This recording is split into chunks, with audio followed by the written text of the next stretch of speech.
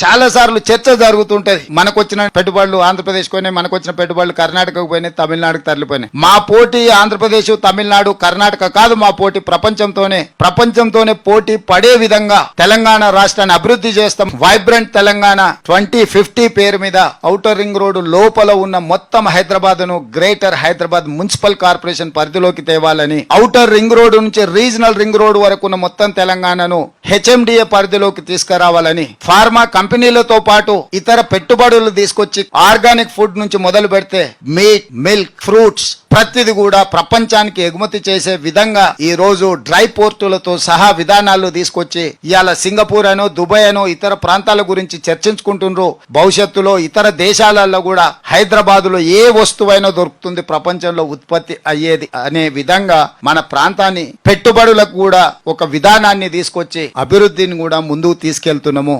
దూరం వెళ్ళినా పర్వాలేదు, 100 కిలోమీటర్లు వెళ్ళండి, నష్టం లేదు. లో బడ్జెట్లో ఉండాలి, మీకు జెన్యూన్ ల్యాండ్ అయి ఉండాలి, అప్రూవల్స్ అయి ఉండాలి, రేర్ అయి ఉండాలి, డెవలప్మెంట్స్ అయి ఉండాలి. సరైన డెవలప్మెంట్స్ కూడా చూడండి. అది ఈ హైవేనా, వెస్ట్ జోనా, లేదంటే సౌత్ జోనా, ఈస్ట్ జోనా అని కాదండి. మన బడ్జెట్ ఎంత ఉందో, మన దగ్గర 20 లక్షలే ఉంది, 20 లక్షలకి ఎక్కడ వస్తుంది? అక్కడికి వెళ్ళి మీరు జెన్యూన్గా ఉన్న ల్యాండ్, జెన్యూన్గా ఉన్న వెంచర్లు అక్కడ ఇన్వెస్ట్ చేయండి.